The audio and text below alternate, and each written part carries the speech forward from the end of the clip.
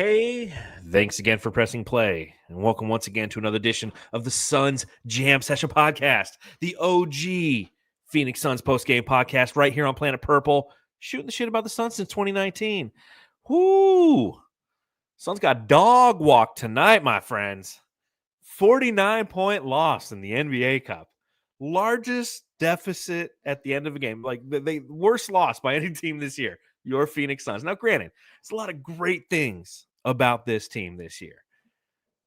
Tonight playing the Thunder, it wasn't one of them. You know, the way I look at it, the Phoenix Suns are kind of like Mario, right?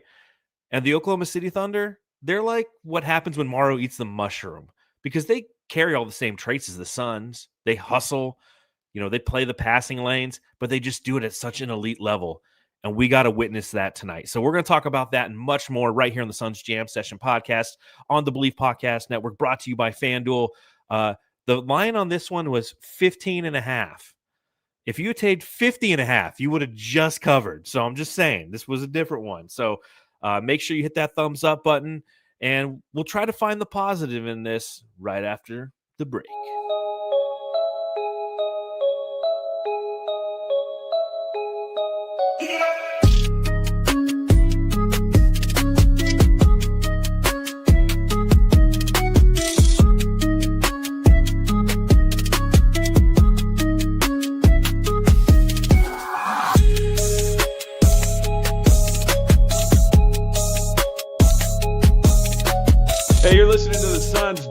Session podcast, shooting the shit about the Suns since 2019. I need some positivity, so I got to bring on my guy Flex, man. We haven't had him on the pod since, geez, dudes, I think since Kevin Durant got traded to the Suns, man. Flex, how you doing? I'm good, my brother. I'm good. Happy to be home, man. This feels like home always, man. And it has been since the KD thing.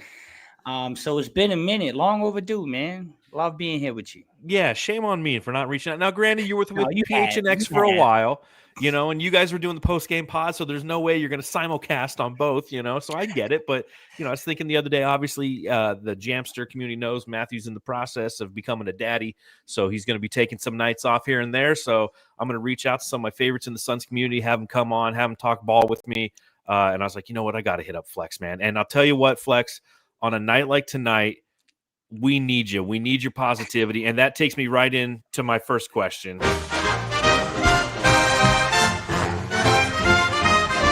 Matthew, I've got to ask. Flex, I got to ask. What can we take away from a loss like this? What can the Suns learn from losing by 49 points on the road to the defending NBA champions in the NBA Cup? Man, I'm glad you asked that question, brother, because I'm gonna be honest. I think there's a lot to learn. There's a lot to take from this. I'm actually watching this game, the entire game, and I'm feeling like this was gonna be one of those nights. I can't tell you I thought it was gonna be 50, right? Me neither. Yeah, I mean, I felt like this was gonna be one of those nights, but here's the thing. There's a lot to learn in a game like this. And I think what you do is, this is what you do. You go back and you have a really in-depth film session. And you sit down with the guys. And then you show them what they did 2 weeks ago against this team. Or roughly, you know, give or take. And then you show them what they did tonight. And you show them how they were just one loose ball recovery from Mark Williams away from potentially beating this juggernaut. That is the best team in the world, right? Defending NBA champs, the best team in the world. You're shorthanded. Here's some positives, right? You got to learn, in order to be an NBA champ, in order to be the best team in the world, in order to have the discipline and the chemistry and the continuity and all that stuff that comes with being praised as the best team in the world, you got to go through some ass whoopings. Yes. Sometimes, right? OKC had to go through this at some point. OKC was staring at other teams doing this, and then they learned. So you got to go through it, man. You got to go through it. But more importantly, you see that even up 50, the lesson learned is OKC's not going to stop. Exactly. They're going to keep putting the pedal to the metal. That's what a championship team looks like. And this is what I think. I think this is I don't want to sound long-winded, but I think we're gonna have a nice show here. So it's been so long, I'm gonna try to get it all out, brother. Right? But here's something I'll tell you, brother. Here's something I'll tell you. I'm a big boxing guy, right? I'm a very big boxing guy. My brother boxed professionally, fought against Hector Macho Camacho, Puerto Rican world boxing champion, Hall of Famer. I got boxing blood in my genes. I'm always thinking boxing. I coach that way. When I coach my kids, I'm like first quarter with jabbing, second quarter with throwing to the body, third quarter with going to the head, fourth quarter with knocking them out, stuff like that, right? And here's what I will say. Some of the best things I've seen were 3-round sparring sessions behind closed doors where they got their ass whooped. It's like, yo, you think you're ready? Go fly to Vegas, get in the ring with Floyd Mayweather for 3 rounds and see how that feels. Unfortunately, the whole world got to see this, right? Yeah. Boxing is behind closed doors, but it's the same premise. It's the same idea. You got whooped by the best team in the world. Now suck it up and get back to it and learn your lesson. And I can't wait to see them again. I can't wait to see them again. That's well, we're going to see them plenty because we still have to play them 3 more times this season, which is kind of one of the reasons the NBA Cup's kind of funny. And I'll get into that later, but we're talking about the positive things, the way we do it nowadays on the Suns Jam Session. We'll talk about the bright side. We'll talk about the things that we want to burn. And then I'll do some subreddit stakeout, but talking about the bright side stuff. Tell me the bright side. So I'm right with you there, Flex. I got to say, I'm not disappointed at all by the Suns in this game. One, for those who didn't watch this game, because it was an earlier start, and if you just look down at your phone, you saw the score, you probably were like, even in like the second quarter, you're like, yeah, I'll probably, the lawn needs to be mowed. I got to feed the turtle. Maybe take out the trash. I'm going to do some other stuff instead of going through the experience. So that's what we're here to do, explain the experience to you. There's no Devin Booker in this game. He was questionable entering this game, ultimately chose not to play. And I think that's the right decision because, again, we've seen Devin Booker with groin injuries try to rush back for games that were meaningful earlier in the season and ultimately cost him big chunks of his season as a result. Jalen Green's still out in this game. And you know that you're going to get a certain level of fight from this team. But when you see that you're playing against the Oklahoma City Thunder, and I said this at the opening of the show, they're a team that the Suns aspire to be in the way and the mentality that they play. And I love what you said right off the bat. It's like, hey, there's film now. There is some film that says, hey, this is you in game 1. This is you in game 2. This is you in game 1, hustling, grit, tenacity, nonstop, pushing them to the limit. One of the toughest wins that they've had this season, winning by only 4 points, right? They looked at that, and here's what their response was, okay? So now we can absorb this. We can see what they did. We know what they do. At the same time, what can we emulate from what we saw? Because we're a team that has that similar mentality. And that's the important takeaway here. It's like teams of the past couple seasons, I don't know how much Bud or Frank Vogel were doing film sessions or how much they could take from them because those teams didn't really take on the personality that is a winning personality. Obviously, we saw that in the way that they played, but you couple that with the fact that you have a locker room of guys who want to be coached, who are begging to be coached, and a coach who has a background of being a video coordinator coming up, kind of like Eric Spoelstra, who knows how to take film, digest it, and then give it back in a way that to his team that they can absorb it in a coachable way and learn from it. And that's what this was. And in the same breath, I'm not upset because OKC is this good. You watch a lot of ball. I've been watching some OKC because they've been on a ton, and they're a historically good team. I want to see what they are. Outside of like the SGA foul baiting, which everybody gravitates towards, outside of that, this team is unbelievable to watch. I have a hot take. I'm sorry, I don't want to cut you off. No, go for it. Go for it. You sure? Yeah. Okay. All right, so I need some water anyways. No, I didn't want to cut you off, brother, but I didn't want to lose this topic in the mix of what we're about to do. This is going to be a lot of fun tonight. So here's my thing, John, and I have a habit of doing this, and one of my good friends can vouch for this. He's probably watching right now. He will be. We have a little thread, and we go back and forth. And so there's a couple teams that I record. Besides the Suns, there's a handful of teams that I record every night. and I make it a conscious effort to watch. And OKC is one of them, right? For a lot of reasons. But here's my hot take. I was just having this conversation before I jumped on with you. I do not think OKC is going to win a championship this year. It's funny because I'm right there with you. That's what's okay. Tell me why.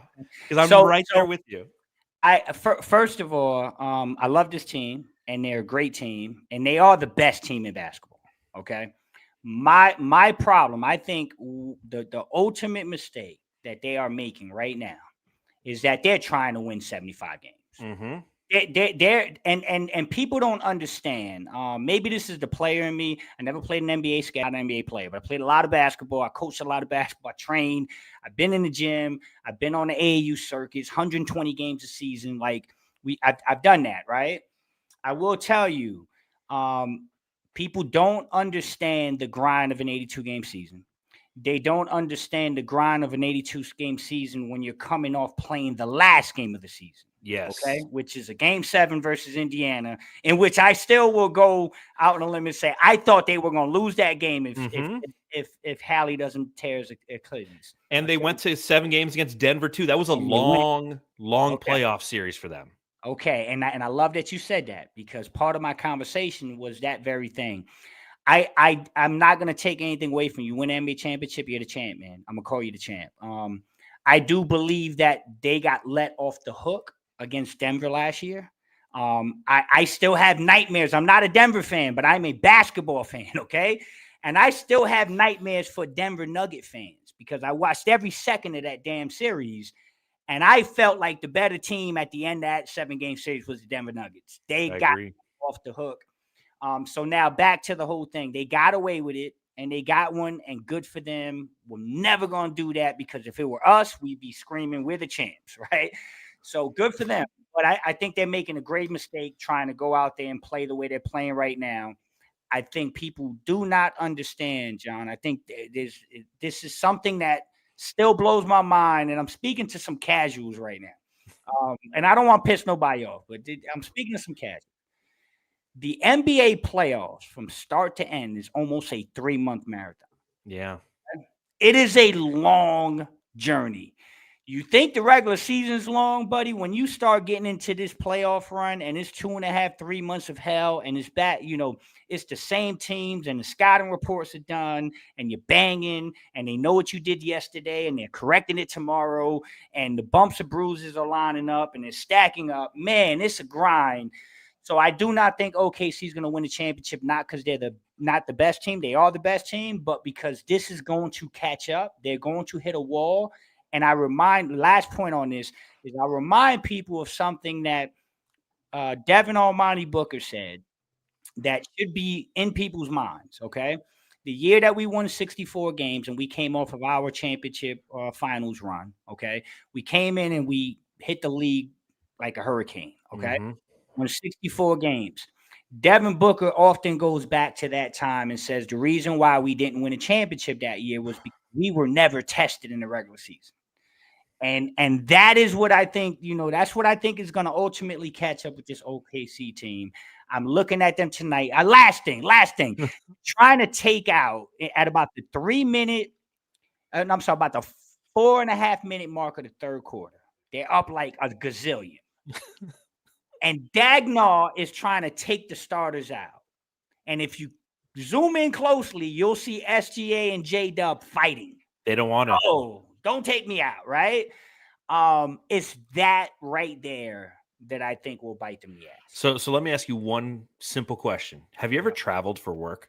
Yes. Okay. Yes. So for those who've traveled for work, you understand that when we talk about grind, it's not just the physical grind that the NBA playoffs and the regular season bring. It's the mental grind. And to stay that locked in and that focused takes a toll on you, whether you like to admit it or not. The physical is one thing. The strategies and the ways to get your body right and get it prepared to play these games, especially nowadays with cryogenic chambers and stem cells and all that. But it's the mental that becomes unbelievably hard. So I don't disagree with you. In fact, I was having this conversation with somebody the other day at work where I go, you know what?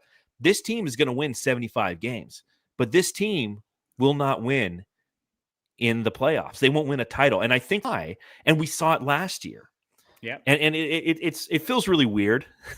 Yeah. Like shitting on OKC after they just beat us by 49, saying they're not going to win championship, but whatever. It's good basketball conversation. Okay. But the reason why is you saw what happened last year. Oklahoma City is one of those teams that when you play them on what night is tonight? Wednesday, on a random Wednesday night. Yeah. They're going to work you because of their effort, because of the way that they've been coached, their schemes, their drive, all of those reasons that make them a special regular season team.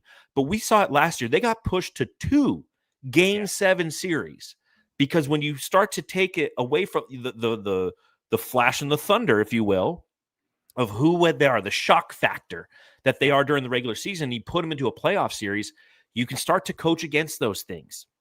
Yeah. You can start to understand that while this team does possess length and youth and an unbelievable superstar in SGA, you can still coach against aspects of what they do. They're not okay. They're good. They're a great 3-point shooting team this year. They weren't as good this last year, but you can start to take some things away from them and fluster them. And ultimately, I look at teams like Denver and Houston, and I go, when it comes playoff time, like the Rockets are going to push you around a little bit, man. Yeah. Those guys, they get every rebound. They don't get some rebounds. They get all the rebounds. Denver they're juiced up from that. They got better than last year.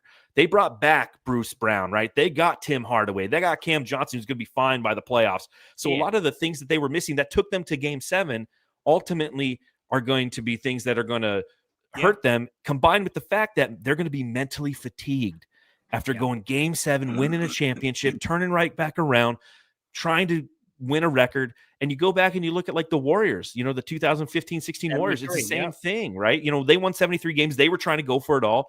And you could say, the league might have gifted one to LeBron with the whole Draymond Green ejection, what have you.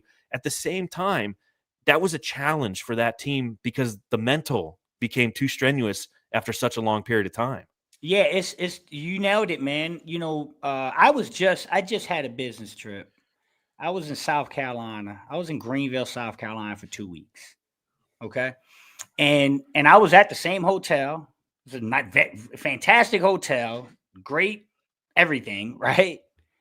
3 days into it, I'm exhausted. You're done. I'm zapped, and I'm looking at the calendar and I'm like, man, shit, I still got a week and a half of this. Yeah. Not sleeping in your bed, not eating home cooked meals, not getting hugged by your wife, not, the rhythm, the normality, the rhythm of life, right? So this NBA schedule is grueling, and I hate when I hear people say, "Oh, they're getting paid all this money, whatever." Like, no, man, no. Listen, all that put aside, the amount of energy, physically, mentally, and emotionally, that this takes on you, it's a whole nother world. And so I don't think we're shitting on OKC either, right? Like I'm serious. Like, I know they smoked us tonight, and it sounds they're like a great team. They're a great regular season team. And I will say, like, every team goes through exactly what we're talking about. But when you're trying to play with the level of intensity that they play with night in and night out, that's where the mental fatigue starts to come in because they're so locked in and focused. That's what makes, like, coming into this game, I knew we didn't really stand a chance, I hoped, like every other Suns fan, I hope, because the Suns have surprised us this year and they've been unbelievably entertaining to watch because they don't give up. Right. Yeah. But at the same breath, that the talent disparity, it's a Grand Canyon between these two teams right now, especially when we don't have Devin Booker and Jalen Green out there. Yeah. But I don't walk away from this one upset in any capacity. I walk away from this going, I'll tell you, I walk away from this one probably more than anything pissed off. And I'm pissed off because I'm not a huge fan of the NBA Cup, and there's a new segment I want to try out here tonight, and you're just gonna have to let me cook for a little bit because this is just me being man. Okay. People leave their carts around and he loses his mind. Blinker-free drivers are assholes and should be fined. He tries to keep it cool, but sometimes he can't. Are you ready, Jamsters? It's time for John Rant. All right, I got a rant. It's my first time playing that drop. I got a rant. So, what is the actual point of the NBA Cup? Like, I understand what Adam Silver's chasing, right? Like, the man loves a tournament. He saw like an opening at the front end of, he said, yeah, let's manufacture some urgency, right? Like, I see the pitch deck. I get the engagement math, but none of it that makes it useful. Because, like, what does it actually do? It wrecks the schedule in late November and early December. Like, because of this NBA Cup circus, the Suns ended up playing 7 games in 11 nights and then roll straight into 4 games over 14 nights. That makes no sense in any world that claims to care about player health or competitive balance. The wins and losses in the quarterfinals and semifinals count. The championship game doesn't count, which is stupid. So, like, even if you go to the NBA Cup final and you play in it, that doesn't count towards anything. It's an 83rd game. So, like, the prize is an 83rd game against a good team that does nothing for your record. That's stupid. And then there's this group play reward, which is like secretly a punishment. You win, you advance, you earn the right to play tougher opponents like the Suns did tonight against the Oklahoma City Thunder. And all those games go straight into your real season ledger. That's what I don't like. Like, if you're a middle of the pack team like the Suns, the best case scenario is what happened last year, right? Play well enough to go 3-1 and then bow out before the bracket tightens, because every win matters when you live in the standings mud. You do not need to fight bonus bosses just for fun. And that's what tonight was. We had to play a boss for no reason. You know, like, there's money. Like, I think everybody, what'd they get? Like $50,000 for, winning, for getting their asses kicked tonight. Yeah. You know, and you take like Connor Gillespie, right? He had a great year, or he's having a great year. That $50,000 means a lot to him. But ultimately, the fact that these games count towards their records hurts the Suns. And we have to play the Oklahoma City Thunder 5 times. We're gonna going on right now or getting ready to start is the next game, which is the Spurs and the Lakers. Whoever loses that's who we play. We play them 5 times. So 10 of our games this year out of our 82 games, which is 12%, are going to be against OKC and the Spurs or Lakers, right? Really good teams. That's our reward for playing well in group play. So, like, the courts look ridiculous. The scheduling's a mess. The concept solves nothing. It creates noise, fatigue, and fake stakes. It's stupid. And I just had to get it off my chest. I hate the NBA Cup. I couldn't agree more. Brother, okay, good. We are lockstep. I was on PHNX one time with Gerald, and he's like, "Oh, you don't like it?" He's like, "You're part of the no fun police." I go, "Correct. I think it's stupid." No. I'm with you. About it. I'm with you. Everything you said, man. I feel like you was a fly in the wall in my house or something, man. Because I was literally just having this conversation. I'm like, I don't like it. For all the reasons you said. I don't think people take a deep enough dive into this stuff. But let's talk about this shit. Yeah. So OKC 5 times. Yeah. Best team in the world. You just volunteered. You raised your hand and said, I'll take more of that. One. Yeah, give me more of that, right? Spurs or Lakers. Yeah, give me another one of those too. Give me more of that, right? Not to mention that we've already played Denver twice. Lost. We've already played Houston twice. Lost. We've already played Minnesota twice. Beat them. We've already played San Antonio twice. Beat them. Right? Yeah. So I mean, it's almost like, man, it's a little overkill. And it doesn't mean enough. It doesn't mean enough, man. Well, like it shouldn't mean anything to the regular season standings. Like, if this is a middle season tournament, say, hey, there's 2 weeks in the beginning of December. Let's turn into a tournament. You win a cup, you win money. Or get real crazy. Like, hey, if you win this thing, you get a guaranteed lottery pick, right? You get the 15th pick or something, or the 10th pick. I don't know. But the fact that they count towards the regular season standings is what drives me nuts. And, like, I've been writing about this on Bright Side of the Sun for the past couple of years. I've been very anti it. And I get people in the comments and they're like, well, it's okay because iron sharpens iron and all that. I'm like, you know what? You guys say all those cool little funny fucking dumb shit right now. In April, when we're a game and a half out of getting into the playoffs, the 6th seed, right? Yeah. We might end up as a 7 seed. And we'll look at the playoff picture and it's like, oh, we missed the 6th seed by 2 games. Would have been nice if we played Portland and Utah in early December, huh? That's right. Well, I'll give you one that hasn't happened yet. Okay. This is the atomic bomb. Okay. This is the one that I haven't heard anyone talk about, that I scream out, that I'm like, it's coming. Okay. The atomic bomb is you make it to the championship. It means nothing, and you lose a guy for the season. Oh yeah, Okay. you know it'll happen. Right. So that's the one that is still blowing my mind. And I'm like, it's going to happen, guys. Wait, there's going to be a meaningless NBA Cup championship game that you can't find stats for. It's not on Basketball Reference. The game doesn't exist. It doesn't exist. It's a glorified exhibition game. Yeah. When we're still struggling to figure out back-to-backs in this league. For some reason. And you're going to throw an 83rd game in there. And it's cute. And it's cool for the new school. And oh, yeah. Yeah, it's all about the money, Flex. You know it and I know it. It's all about the money. Until it happens. Until that happens. And again, I played the game of basketball. I've had 3 back surgeries from the game of basketball. I respect these athletes. I pray for these athletes. You will never, ever, ever in my life, even when the Suns are playing in the playoffs against a team, like when Anthony Davis got hurt in that first round for our finals run, okay?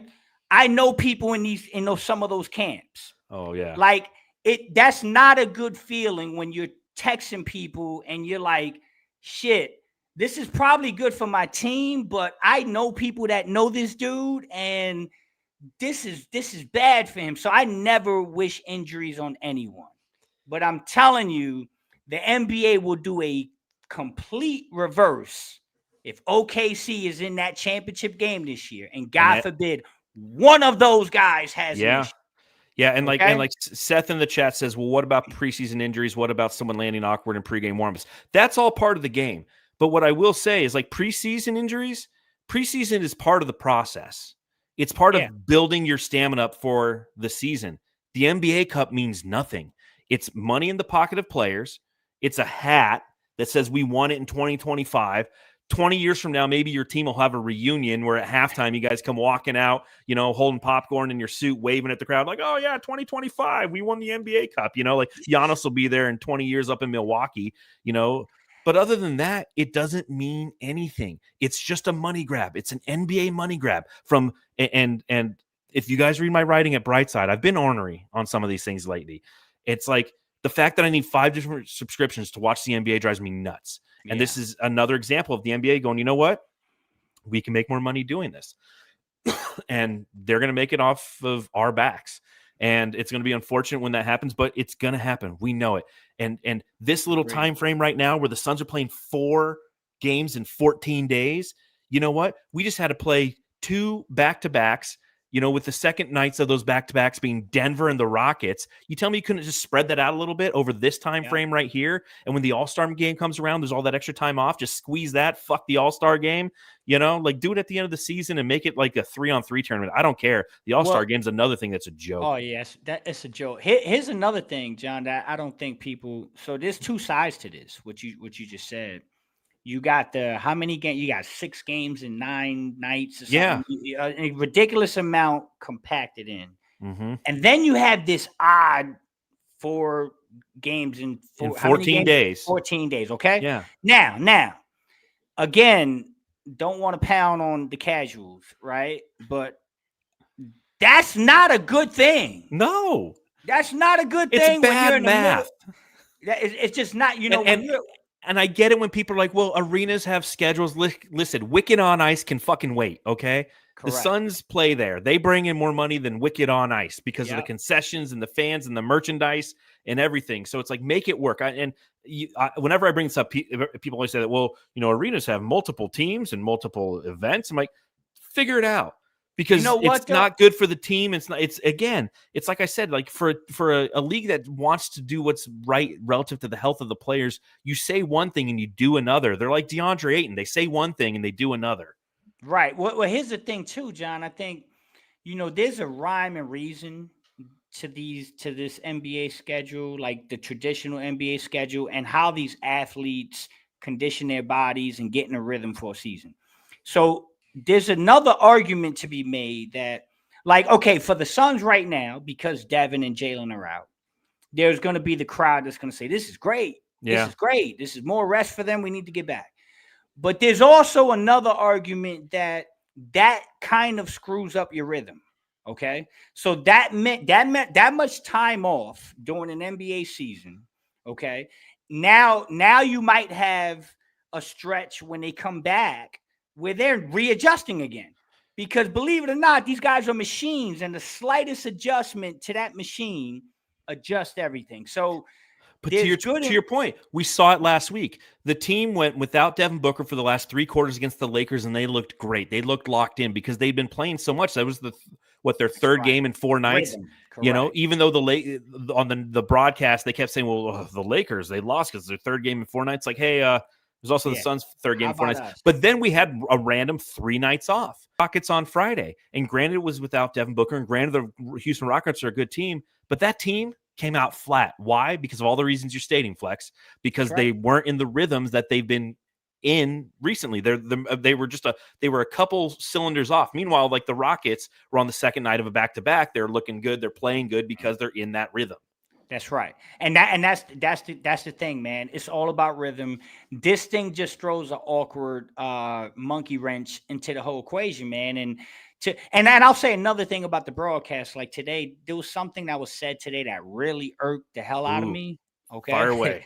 All right. So Kevin Harlan? Yep. Kevin Harlan? Harlan? He was calling the game. Kevin Harlan's great. Hall of Famer, great dude, right? But he said something today that irked the hell out of me. He goes, you know, the Oklahoma City Thunder are going to go 24-1 to start the NBA season, and they have not had their starting 5 all season. And I thought it would be a cool moment to say, hey, guess what, Kevin? The fucking Suns haven't had their fucking team all season either. You know what I'm saying? Like, can we just be a little fair here? Yeah, like, you're not going to get that. Right. Are we just going to ignore that? Not for one. Listen, people get this thrown out. This Jalen Green played a game. Dylan didn't play in that game. So correct. We have not played with our projected I blame Jim Jackson, who was on, the color commentator, who used to play for the Suns. He played for Sun, Ohio State. Yeah, exactly. Like, Jim, where were you on that one? Be like, hey, you know what, Kevin? Neither of the Suns. Like, come on, Jim, we need you there, bud. That's right. That's right. But that's the life of the Phoenix Suns, man.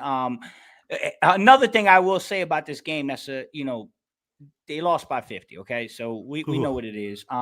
It was an annihilation. This is a cup game. OKC's very motivated to get this because they lost in the cup against Milwaukee. 100%. And I think they're prioritizing some things that don't matter, which is going to play to their demise later potentially. So we'll see how that works out, especially to that point. You want to win 75 games and play an 83rd game. Go ahead. Go at it, guys. Have fun with it. But I will say this. The whole everything they're talking about, it blows my mind. But if you took away, and this is part of the telecast that I'm annoyed with, I like to think that if you took away SGA and J-Dub tonight, that is a different ball game. 100%. It's a different ball game. Like, I don't think people are understanding what Devin Booker and Jalen Green mean to this basketball team. And Jalen has only played 1 game. So there are people that are already in my comments and saying, oh, my God, I know it's the Thunder and I know we're hurt, but you can't lose by 50. And yes, you can. Yes, you can. Yes, and I'll say this to all those people, there's guys like this guy who've been playing out of his mind this year. Your villain junior is Colin Gillespie. And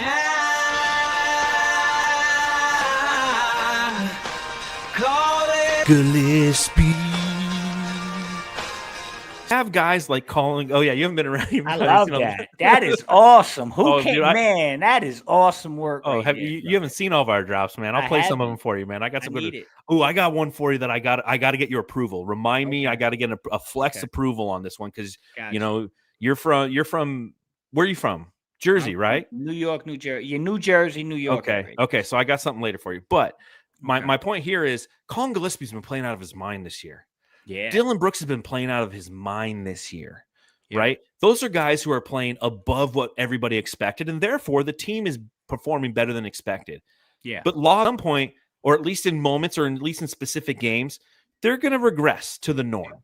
That's where you need the Devin Booker. That's where you need Jalen Green. When I see the people and I see the comments who are, Devin had a really bad November, right? His shooting percentages were horrible, and every player has that.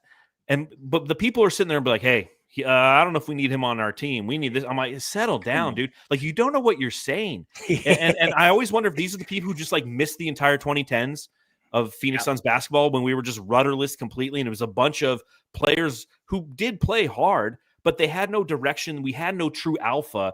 And so it was every night. It could be one guy's night, but there was never a team effort, and we would lose games as a result. You need to have that steady rudder who's out there, even if he's not putting up the shooting percentages that you desire. His shooting percentages are still okay outside of the 3-point shooting. I'm not a fan of 31% from beyond the arc, Devin Booker. I'm not trying to vindicate that, but I'm saying you have that person who knows how to play make, although he turnovers a little bit. He might turn the ball over a little bit more. Yeah. You have a trusted player out there who knows how to get it done when in those parts of the game, in the shoulder periods of the game. When a team goes on a 7-0 run, he can get you 2 real quick just to stop those runs. Because guess what? None of those guys were out there tonight, and you felt it, and that's why the Thunder put run after run after run on the Suns. Well, it's funny you say that. Let's talk about that. Please. Listen, I urge people. So this is what I encounter a lot. So I'll be just around Arizona, and I'll bump into somebody, and we'll have a conversation about basketball. There's a couple things that typically always happen. First thing I always get, it's happened to me at a Fry's in Mesa recently. Literally, I walk into the Fry's, and I'm getting a cart, and some dude's like, "Oh shit, Flex," and I'm like, "Hey, what's up, brother? Like, what's going on?" And he's like, "You mind if I talk to you a little bit?" I'm like, "Hey, let's walk down the aisles, brother. I'm getting dog food. Let's do it." Like, and typically this is what happens. The first thing is how do you think the team is doing? I think the team's doing great. Do you think we need to make a trade? I know. Right? I know. And then it's like, okay, and then we talk about the trade, and then they talk about said player in the trade. But here's where the interesting thing comes in. This is where my basketball mind goes a little crazy. Anytime someone brings up a trade or a player, they usually always predominantly 95% of the time they gravitate towards offensive numbers. Mm-hmm. They'll sit here and they'll be like, well, if you get shooting this guy or that guy, shooting percentage and assists and points and boom, right? And I always remind those people, I'm like, yo, there's two ends of a basketball game, right? There's offense and there's defense, and there's different attributes. And, when you look at a guy that got 11 assists, but he gets 6 turnovers every night, assist to turnover ratio matters. And if you're shooting, all that stuff. And I say that to say people have been pounding on Devin. Now, Devin's had a rough stretch lately, and they've been pounding on Devin. But I will say this. If you go back to the first OKC game, no one's going to say Devin had a good game. That wasn't a good Devin Booker game. But somehow, some way, they were a rebound, not a rebound, a loose ball away this far. That much. Yeah. A finger from getting possession and having a chance to walk out that building with a win. And that's on a bad night for Devin Booker. Mm-hmm. So if you need any affirmation on how important Devin Booker is to this team and how good Devin Booker is as a basketball player beyond the stats and the box score stuff, just go back and watch that game. And see how a bad Devin Booker game, an off night for Devin Booker game, puts you in a position to beat the best team in the world still. And then you take him off and you lose by 50. Exactly. That's got to matter. That's got to mean something. It's got to mean just something. Man, well, and also the fact that Jalen Green hasn't been out there. So you have another person who would take gravity off of Devin Booker, not allow opposing teams to throw doubles at him consistently or pester them as much as they do. And it's explainable. But again, to your point, and I deal with a lot of the same conversations where there's just a bunch of cap machine artists out there who are always trying to repaint the Suns picture, and we got to do a trade. And everything you said about both sides of the ball, that's always been my Kuminga argument. It's like, dude, good. Yeah, he can generate his own shot, but he doesn't even play with the team he's on for a reason. There's a reason that he can't even get minutes, man. And part of that's because of his defensive buy-in and the way that he watch him on defense. I just challenge people. I go, watch him. The Suns should go get Kuminga, spend one game and just focus on him on the defensive end. You'll see a guy who spaces, he ball watches, he doesn't look at who he's supposed to what his defensive assignment is. That guy, meanwhile, is doing back cuts on them, setting screens that he didn't even know that were going to happen, which free up their. It's all these little things, and that's what makes this team good. The Phoenix Suns team fun to watch because they're all locked in. They communicate on the defensive end. They know where they should be relative to rotations. There's just nights like tonight, and again, for those who don't watch, I'm just going to go over some quick stats. Let's see. Points in the paint, OKC wins 50-42. Second chance points, 9 for OKC, 6 for the Suns. Okay, so not a lot of offensive rebounding. Fast break points, Suns win that 20-18. Bench points, OKC wins that 50-48. The big one's probably points off turnovers. The Suns turned the ball over 21 times. It led to 34 points for the Thunder. 15 times we turned them over and scored 20 points off them. The key here was the shooting. The Suns were 10 of 31 from beyond the arc. Okay, so they only made 10 points or 30 total points from beyond the arc. All right. OKC made 22 threes. They shot 55%. So 66-20. That's a 46-point variance right there just from beyond the arc. We lost by 49. Overall, we shot 40%. They shot 60% from the field. That's how you lose this game. It's a great OKC team. I'm not upset with this win. Again, I'm more upset with the cup. But that being said, the Suns are going to play the Lakers or the Spurs. We can beat either one of those teams. And if we beat one of those teams, I won't be nearly as upset. But if we lose one of those, I'm losing my fucking mind because that's 0-2 when we needed to at least get one game out of here. And I blame the NBA for just being stupid.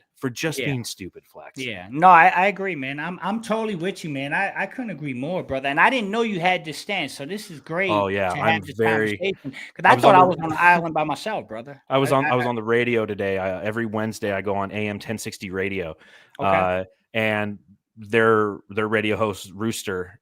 He's like, "Well, we got to talk about the NBA Cup. I don't like it." I'm like, "Oh man, I was hoping you'd liked it because I wanted to just."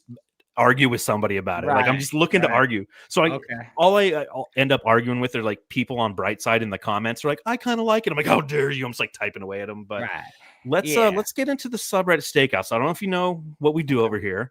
But I hang out on the opposing team's subreddit throughout the game just to hear what they're saying about the Suns. But I can never go as myself because if I show up online wearing a Suns hat, they're going to get mad at me. So I go in disguise. The Suns Jam Session subreddit stakeout. Where is she? So I was in Oklahoma City as Batman, hanging out on the Oklahoma City Thunder subreddit. Oh, and a reminder that subreddit stakeout is brought to you by Nettles Air Conditioning. Go to nettleairs.com. If you want a unit, they've got a unit. So here's what they had to say. And this one happens in every subreddit. And I like it. I'm starting to get used to it. Fuck Dylan Brooks. Ooh, I love it. Phoenix bums are so unlikable. Come on, you guys are beating the shit out of us. Why you whatever. Right. Bouye is a GOAT tier name. Youngblood territory. He is, man. Like I love Bouye. Pretty much every player on the team has a drop. I haven't made his yet, and like I got to because he's earned it. He's a dog. He is. He's a baller. He's just one of those guys. He's the guy like you show up at the Y and he's just owning everybody because he's so quick and moving and gets every shot. He's like Campaign with a good jumper. Can I say something about Bouye real quick? So you can please. Yeah. So I was watching a couple games ago, and he did a particular move. I'll go on record to say I'm 46, so I grew up watching 80s and 90s basketball, right? My favorite guard of all time, and this is still to this day. Ooh, man. All right. Tell me where we went to college. See if I can guess this. LSU. I can't get Pistol Pete Maravich. No, great. Pistol Pete was great, but you sure you want another hint? You want okay? One more LSU, hint. One more hint. LSU guard. One more hint. Play with Shaq. Well, it wasn't Penny. No. Dennis Scott. No. Nick Anderson. No. Scott Skiles. No. What the hell? So you're thinking? See, that's the trick question. It's a loaded question. When I say play with Shaq, he plays. I'm thinking college. Oh yeah, I don't know. Okay, so formerly known as Chris Jackson, became Mahmoud Abdul Rauf. Ah, Okay, dude, yeah. Okay, I'm seeing the parallels. Guy, Quick. yeah, Mahmoud was my favorite guard. I'm showing my age a little bit, but I grew up in the 80s and 90s, and we didn't have League Pass, and so you really took advantage of the national television games, TBS, TNT, Yes. right? And I would get my VHS tapes, right? And I can get 4 games. I can literally get 4 games on one tape, right? 8 hours of recording. I'm serious. It's My awesome. mom has pictures of my room with tapes stacked 6 feet high, and they're all written like Game 1, Nuggets, Houston, Game 2, right? So I'm just studying the game at a young age, and I was fascinated every time Mahmoud played. He played with the Denver Nuggets. Yep. And he had the best ball fake I've ever seen. Still to this day, he had a high ball fake. People don't know this, but some people might know this, but he has Tourette's. Oh, really? It's Tourette syndrome. So he played his whole life with Tourette. So if you watch it, if you go on YouTube, for everybody listening tonight, do this exercise. It might be fun. Go on YouTube and look up Mahmoud Abdul Rauf tape. And if you see, you'll see him doing all kind of like movements that just don't seem right? But that's because he had Tourette's. But he played to it. So he used that as an advantage, and his head fakes and his high ball fake was impeccable, and people could never really get on him. Now I saw Bouye do something the other day, and I immediately stopped it, rewind it, stopped You're it, like, rewind whoa. it. And Where I'm have I like, seen this before? whoa. Not only is this kid Bouye a dog, and not only is he a heck of a young player that I think got potential, he studies the game. There's no way that guy's not watching Mahmoud tape. Somebody put him on to Mahmoud and said, watch this. I'm telling you, that's my guess. Matter of fact, I'm working to confirm that. Like, I'm going to talk to Bouye some point this year. And I'm going to be like, hey, man, just crazy thing. You know anything about Mahmoud? And if he does, I will come on this show and confirm. Hell yeah. Hell yeah. But I can ahead, totally back to see it, though. I can totally see it. Totally see it in his game. Yeah. All right, I only have a few more because, this was a stinker. The Suns' number one skill this year is their ability to steal the basketball. Credit to Ott and his defense. Like, they were complimentary to the Suns. I'm always a fan of that. Yeah. What is the record for most Williams on the floor at one time? Did somebody say that? Somebody said that. I'm like, okay, Mark Williams. They have 2 Jalen Williams, so yeah. Okay. This is unfair. At this point, we own the league. And then, of course, and I got to ask you about this here in a second, Grayson Allen, forever a bitch. This was the comment that led it all off. So I'm going to end with this comment because this is just an interesting one. Thanks to my bidet for cutting 15 minutes off my craps. I completed my ritualistic pregame shower. We should be good to go. The Suns Jam Session Subreddit Stakeout.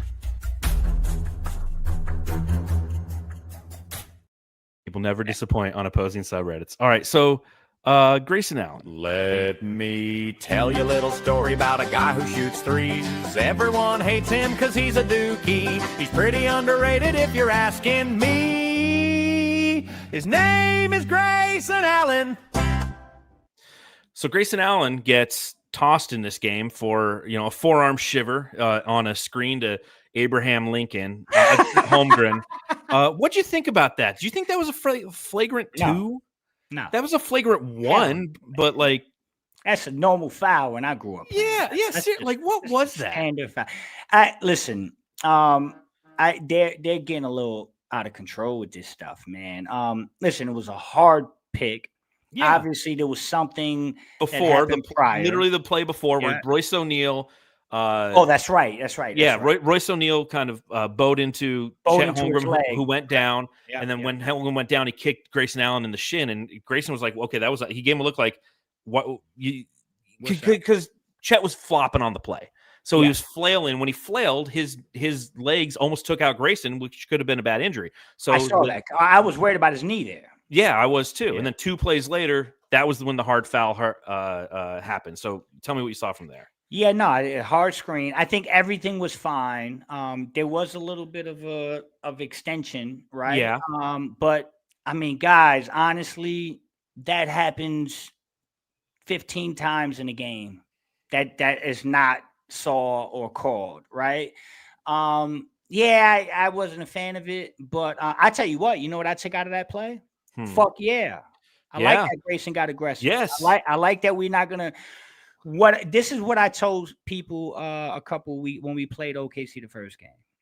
I said the one thing I like about this Suns basketball team, and they're undermanned. We know it all season. They haven't been healthy. So the fact that they're 3 games above 500 right now, to me is incredible. Oh, And absolutely. I think once they get healthy, it'll be great. But I'll tell Once you, we start playing that Eastern Conference, life's gonna be oh good. yeah, and that's and here's the thing, John. Great point. A lot of people have been pounding on this murderer's row schedule, right? And I'm taking the opposite approach. I'm saying, hey guys, let me just point some things out here to you. Okay. You're getting that really early in the year. We're dealing with the schedule undermanned and we're surviving. Yes. I think there's there's a world where the Suns are going to get on this soft stretch and they can start to separate a little bit. That's one. Mm-hmm. 2, I got this eerie feel, not an eerie feeling, great feeling actually, that we're going crazy with injuries right now, but there's a very good chance that we are going to be one of the healthiest and rested and less wear and tear teams going into the playoffs when it actually counts in April, May, and June, right? Yep. So there's blessings in disguise here. But Yep. to my point, and to answer your question, the one thing I will tell you about this Phoenix Suns basketball team is every team they play, whether they win, whether they lose, or whether they lose by 50, you feel them. Mm-hmm. You feel them.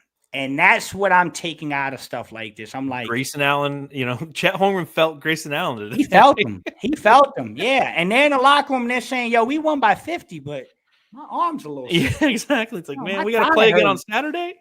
We got 3 more against these fucking guys.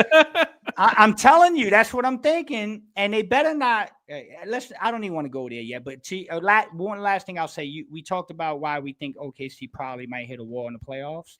I'm gonna tell you something. They better hope to God, and I don't think the Suns are going to be in the spot. I actually think the Suns are going to end up with the 6th seed. That's my prediction. I hope so. Right now. I think they're going to end up with the 6th seed. I don't think there'll be a 6 and 7 or 8 play-in situation. But I will tell you this: they're going to make the playoffs, and if they are the 8th seed, that is the worst thing. Not that I'm saying the Suns are going to beat OKC. No, but they will put the series on them. They will put a series on them. Remember, John, let's go back in a little time capsule real quick. The year we won 64 games and we lost to the Mavericks in Game 7, right? Fucking Everyone Pelicans, remembers man. that. There we go. Those pesky, annoying. They wore Chris Paul down to the point where he got injured against Denver, There you go. That till this day, John, I tell people, Luka didn't beat us in Game 7. Damn it, the Pelicans beat us that year. They took us to wore 6 when us they out. Yeah, they did. They wore us out. Willie Green wore us out. And Jordan Knott is up for the task. OKC better hope they don't have to play these pesky ass little dogs. I'm with it. I'm with it. But yeah, I'm sorry. I don't want to be long winded, man. No, you're good. You're good. Let's hand out some hardware.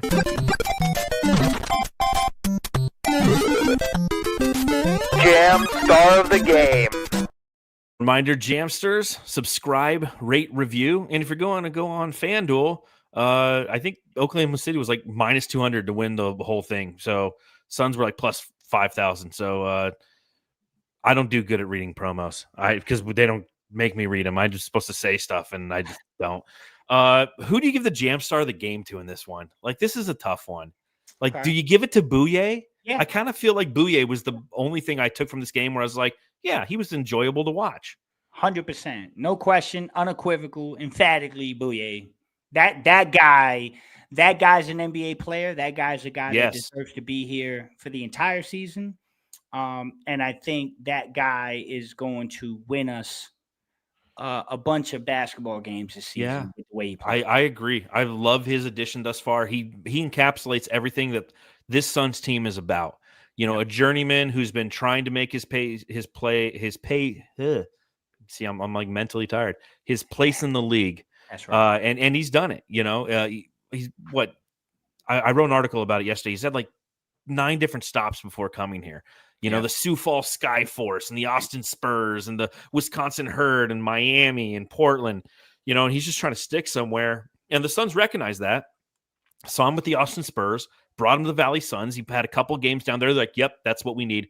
Brought him right up because our guard depth is a little depleted right now. Has been playing fantastic. So absolutely love what I see from him. I need to make a drop for him. I did just make a new drop, and this is where I need your approval. Okay. So it's my first time playing on the pod, so just bear with me. The condor drifts on massive wings, stretching nearly 10 feet from tip to tip. It can soar for hours without a single flap, a quiet testament to endurance, precision, and survival. His name is Rasheer Fleming. He is the Camden Condor. Thoughts? I love it. I love it. I love it. And I'm telling you, you said something about this on Twitter. I did in like October. Yes, I remember chiming in on that, and I remember telling you, I'm a Jersey guy, brother. Exactly. I know what Camden, New Jersey is. Yes, I know. That's why I asked you. I love it. I love it. Stick with it. Don't let it deter you, because this kid's gonna be terrific, and when it hits, you getting all the credit, brother. I'm looking forward to seeing him play. I liked seeing him play tonight. You know, again, airball to three. You never want to see that. But his active hands again on defense. Like, you look at everything that OKC is, and that's what people want to be, right? It's a copycat league. Every team wants to be OKC. Not every team can be OKC because of it's a perfect storm. And it's only going to get better because they got like the Clippers pick and they got a top 8 protected pick from another team. You know, I mean, they're ridiculous the way that they can just continue to stock talent as other talent prices out of their range. But what you do is you try to find archetypes that meet what the league is going to. And Rasheer Fleming hits that archetype, and he checks a lot of boxes. He's long, he's athletic, and he's got good defensive instincts. His offense, I think, needs to improve, especially in transition, things of that nature, but it will. He's a young guy. And I really want Rasheer Fleming to be good because he just looks like an NBA player. He looks like he can fuck some shit up. Let me tell you something, John. And I've been doing this a long time, and I'm telling you, I've seen Rasheer in high school. Like, I've been following Rasheer for a long time. I tell people this story. Camden, New Jersey is a really tough place. I'm from Newark, New Jersey. Okay. But I played all over the New Jersey circuit. And one of my friends growing up was around my class was DeJuan Wagner. Okay. Yeah. Remember DeJuan? Oh, yeah. Again. Did he go to Maryland? No, he went to Memphis. Memphis, that's right. That's right. So he went to Memphis. Now, for everyone listening, again, fun exercise. Pull up some tape on DeJuan Wagner. The kid scored 100 points in high school in the game, okay? His son is DJ Wagner. Yep. Okay? Who's currently was at Kentucky, went to Louisville, right? I know. And so that Camden high school circuit they breed dogs, okay? Yeah. And Rasheer's cut from that cloth. I'll tell you, man, Rasheer, everyone's saying, why is Rasheer not playing? What's going on? I think Jordan Knott, Brian Gregory, the entire coaching staff, the entire hierarchy of the Suns are doing a fantastic job of allowing Malawach and Fleming and Brea to earn their stripes, right? Yes. The worst thing, I said this on the show recently, and I'll repeat it here, brother. As a basketball coach, and I take pride in the fact that I coached a lot of young men and helped them become respectable men and go to good colleges and stuff like that. So that's one thing I will always pound on. My coaching is some of the stuff I take the most pride in because you develop young men. Okay. Yes, sir. But as a coach and a father, as a parent, there's something that you really can't do.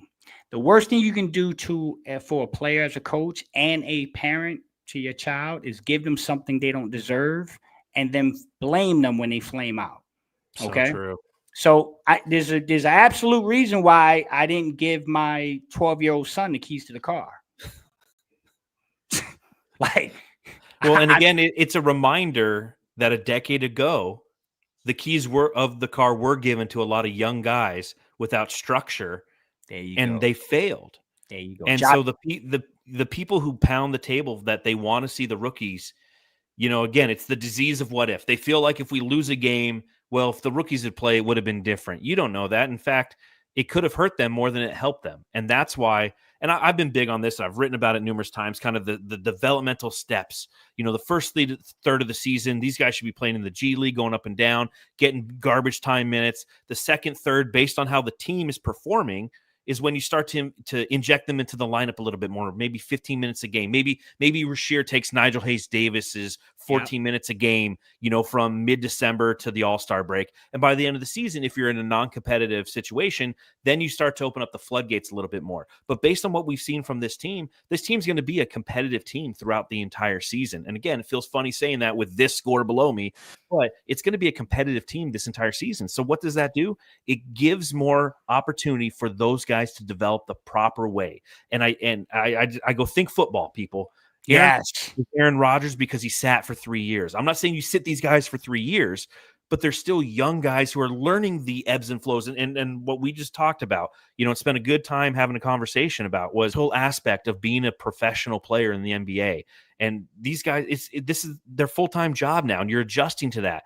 Why not give them as much opportunity to get comfortable with the rhythms and of travel and going to different arenas and the shoot-arounds and all that stuff? I mean, think how many guys get rushed into it and they're not successful because there's so much being thrown at them. They're the breadwinners for not just their personal family, but their entire family.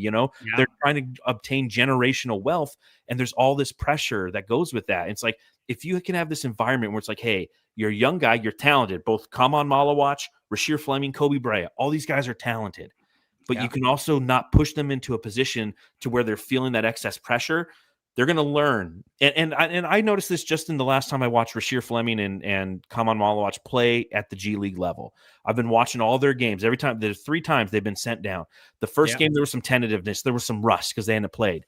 The second time, there was a little bit more engagement. And the third time, you could actually see them taking on the personification of like the Dylan Brooks and the Colin Gillespie and the motherfucker that the Suns are. You're starting to see them do that at the G League level. You're like, okay, that's where it's starting to click, because it's not about them just playing basketball. It's about them being part of a system that you're not, Brian Gregory, Matt Ishbia, that they're buying into, and they're trying to develop players into that mold. And you can't do that by being like, hey, man, we had a bad game last game. Rasheer gets 20 minutes moving forward. It just doesn't work that way. It just doesn't work that way. Doesn't work that way. Couldn't agree more, brother. These guys got to learn. They got to earn their stripes. They're learning. There's good people in front of them. And if anybody needs any affirmation to whether this is true or not, if you love Colin Gillespie right now, bingo. Okay, just look at what was happening with Colin Gillespie when he first came into the league, right? He had to go through that. The product that you're seeing that is Colin Gillespie right now is a byproduct of that exact thing. The Denver Nuggets doing it the right way, saying, hey, buddy, you're just not going to play. I don't give a shit that you play for Jay Wright. I don't give a shit that you won a national championship. And I know you can play, but we got players that can play too. So you're going to earn it. You're going to get on the bus. You're going to eat SpaghettiOs. You're going to do all the shit that has to happen. And then you get the Wagyu steak. And that's what I'm saying. Those guys. And like last year, he went to the G League and he played well in the G League. And at the back end of the year, Bud started to play him. Now, Bud could have played him a lot earlier. And that's a lot of criticism you're seeing a lot of people right now. Well, Budenholzer had him all last year. He could have played him. It's like, nah, I think that they were doing the right thing still. They were playing him in the G League. They were developing him. And then when he played amazing in the G League. And then he came up and he started getting every night. Every night. He was fantastic. I went down and saw him one time. I was like, oh man, get him up now. Yeah. And then the back end of the season, he started to get that opportunity and he built upon it. And that's proper development. So anyways, in the concept of time, I don't want to keep you all night, Flex. I can't thank you enough for coming and joining me and talking after. And Jamsters, I hope you enjoy this. Even after a 49-point loss, we had a good time here on the show. As per usual, tell everyone where they can follow you now, man. I know that, you're not doing the PHNX thing anymore. People are like, where's Flex? Tell them where Flex is. Apparently it's at Fry's in Mesa. Yeah. We got some cool things happening. Listen, Flex from Jersey on X and Instagram. There's some things coming, John. There's some things coming. Okay. There's a Flex from Jersey podcast, Flex Entertainment. I'm working on it. I'm making sure we cross the T's and dot the I's. I want to produce a good product. I want to get everything right. I don't want to rush the process. but it's been in the works. It's been in the works for quite some time. Got some really good business partners, got some really good people behind me. And that's coming soon. I can't tell you exactly when, but my best guess is that at some point within the next 2 to 4 weeks, there'll be an announcement. Merry Christmas to us. Yeah, man. It's and again, man, I can't thank you enough, man. You're one of my. I love you to death. You guys have been fantastic to me. Oh, back when I was just starting to get into this thing and messing around, man, you guys welcome me with open arms, and that's why I said it feels like home. So I appreciate everything, brother, and future's bright. So pay attention, guys. Some cool stuff coming. Awesome. Well, again, thanks for joining us. I do want to tell everybody out there, Dave King's Brightside Night is just around the corner. If you go to suns.com/brightside, you make a donation, you send an underprivileged kid to go see the Suns play on January 27th against the Brooklyn Nets. And I do have something right around the corner. We're going to be doing an online auction with some really cool Phoenix Suns gear. So if you auction off, or if you bid on those items and you win, you get the item and all the proceeds go towards Dave King's Brightside Night. So a lot of good things in the works, you know. And again, can't thank Flex enough for coming on.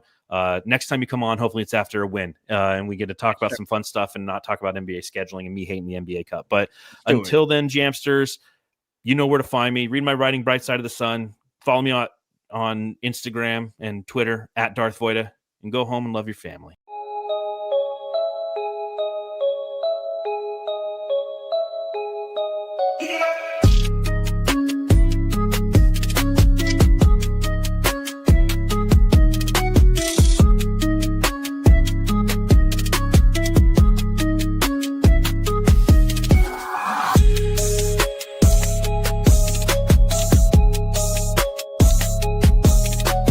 Hey, you're listening to the Suns Jam Session Podcast, shooting the shit about the Suns since 2019.